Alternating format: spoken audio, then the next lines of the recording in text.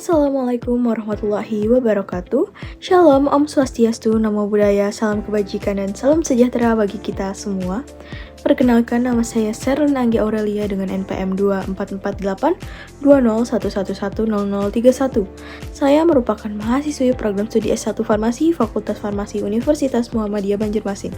Pada video kali ini, saya akan mempresentasikan tugas video untuk menyelesaikan tugas dari Bapak Dr. Oski Iliandri, Magister Kesehatan, yaitu mata kuliah Anatomi dan Fisiologi Manusia. Pada kesempatan kali ini, saya akan mempresentasikan materi tentang sistem integumentum, mata, dan sistem THT. Yang pertama yang akan dibahas yaitu sistem integumentum. Sistem integumentum adalah sistem organ terbesar pada tubuh manusia yang meliputi kulit dan aksesorisnya, semacam rambut, kuku, dan kelenjar. Sistem ini bertindak sebagai perisai pelindung tubuh dari lingkungan eksternal. Pada sistem integumen, yang pertama ada kulit. Kulit merupakan organ terbesar dalam tubuh manusia. Kulit terdiri dari air, protein, dan lemak.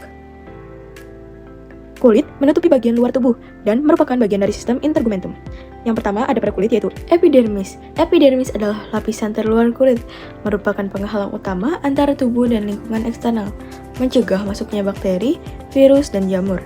Dermis mengandung pembuluh darah saraf, folikel, rambut, dan kelenjar-kelenjar keringat, atau biasa disebut dengan sudorifero. Mengatur suhu tubuh melalui pengeluaran keringat. Kelenjar minyak atau sebaceae menghasilkan sebum untuk menjaga kelembapan dan elastisitas kulit. Kemudian ada rambut. Rambut berfungsi sebagai penghalang fisik pertama terhadap berbagai ancaman lingkungan, mengatur suhu, dan memberikan sensasi. Kemudian ada hair bulb atau bulbus bili atau bulbus rambut. Adalah dasar folikel rambut, struktur yang tertanam di lapisan dermis kulit. Bulbus rambut adalah mesin penggerak pertumbuhan rambut, bertanggung jawab untuk memproduksi sel-sel rambut baru, menentukan warna rambut, dan merespon sinyal yang mengontrol siklus pertumbuhan rambut. Kemudian ada kuku. Kuku secara khusus tersusun dari keratin. Protein yang keras juga ditemukan pada rambut dan lapisan luar kulit.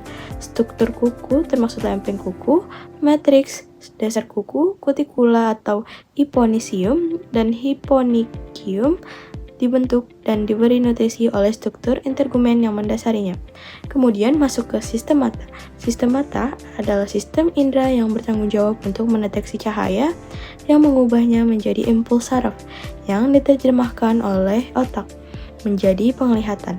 Mata merupakan organ penglihatan utama manusia. Kemudian di lapisan pertama ada sklera. Sklera adalah lapisan jaringan ikat fibrosa yang membentuk bagian putih mata. Ia merupakan lapisan terluar bola mata, membungkus hampir seluruhnya kecuali bagian depan yang transparan, yaitu kornea. Kemudian kornea merupakan lapisan bening di bagian mata yang memfokuskan cahaya masuk. Selanjutnya ada iris, bagian yang berwarna pada mata yang mengatur besar kecilnya pupil. Sedangkan pupil adalah lubang bundar di tengah iris mata. Fungsi utama pupil adalah mengatur cahaya yang masuk ke mata. Kemudian ada lensa untuk memfokuskan cahaya ke retina dengan mengubah bentuknya. Retina yaitu lapisan pekat cahaya di belakang mata yang menangkap gambar. Kemudian ada optic nerve atau saraf optik yang mengirimkan informasi visual dari retina ke otak, memungkinkan kita untuk melihat. Kemudian masuk ke sistem telinga. Telinga berfungsi sebagai sistem sensorik yang kompleks yang mengubah gelombang suara menjadi impuls saraf yang ditafsir oleh otak sebagai suara. Di bagian telinga ada 3 bagian, yaitu yang pertama telinga bagian luar. Telinga luar atau outer ear, bagian ini bertanggung jawab untuk menangkap dan menyalurkan gelombang suara ke telinga tengah.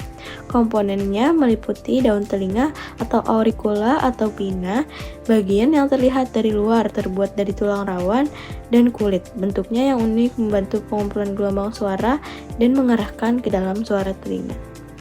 Saluran telinga bagian luar atau external auditory canal atau meatus, yaitu terowongan yang menghubungkan daun telinga dengan gendang telinga. Saluran ini dilapisi oleh rambut-rambut halus dan kelenjar yang menghasilkan seruman atau earwax untuk melindungi telinga dari debu, kotoran, dan serangga. Kemudian masuk ke bagian telinga tengah atau middle ear. Bagian ini menerima getaran suara dari gendang telinga dan menenduskannya ke dalam telinga. Komponen utamanya yaitu ada gendang telinga atau timpani membran tipis yang memisahkan telinga luar dengan telinga tengah.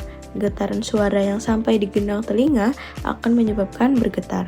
Kemudian ada tulang-tulang pada bagian dalam telinga, yaitu ada 3 terbagi, yaitu ada malleus atau metil, incus atau tulang landasan, dan stapes atau sanggurdi yang meneruskan getaran dari gendang telinga ke jendela oval atau oval window di telinga dalam. Tulang-tulang ini memperkuat getaran suara. Kemudian ada tuba eustachius atau auditoria tuba, saluran yang menghubungkan telinga tengah dengan bagian belakang tenggorokan atau nasolaring. Tuba eustachius menyamakan tekanan udara di telinga dengan tekanan udara di luar, sehingga gendang telinga dapat bergetar secara optimal. Tuba ini biasanya tertutup, tetapi akan terbuka saat menelan dan menguap. Kemudian masuk ke telinga bagian dalam. Telinga dalam atau inner ear bagian ini mengubah getaran suara menjadi impuls saraf yang dikirim ke otak untuk diinterpretasikan sebagai suara dan juga berperan dalam keseimbangan komponen suaranya. Rumah siput atau koklea yaitu struktur yang berbentuk spiral yang berisi cairan dan sel-sel rambut yang peka terhadap getaran. Getaran suara yang sampai ke koklea akan merangsang sel-sel rambut menghasilkan infus saraf yang dikirim ke otak melalui saraf auditori atau vestibulocochlear nervous. Sistem vestibular terdiri dari 3 saluran setengah lingkaran atau semicellular canals dan 2 otolith organ atau ulticle dan saculae. Sistem ini mendeteksi gerakan dan posisi kepala, membantu menjaga keseimbangan tubuh. Baik, demikian isi presentasi saya kali ini. Semoga apa yang saya sampaikan dapat bermanfaat bagi kita semua. Terima kasih juga untuk Dr. Oski Iliandri, Magister Kesehatan, selaku dosen pengampu mata kuliah Anatomi dan Fisiologi Manusia. Jika ada kekurangan, mohon dimaafkan karena kesempurnaan sungguh hanyalah milik Allah Subhanahu wa Ta'ala saja. Dengan ini presentasi saya tutup. Assalamualaikum warahmatullahi wabarakatuh.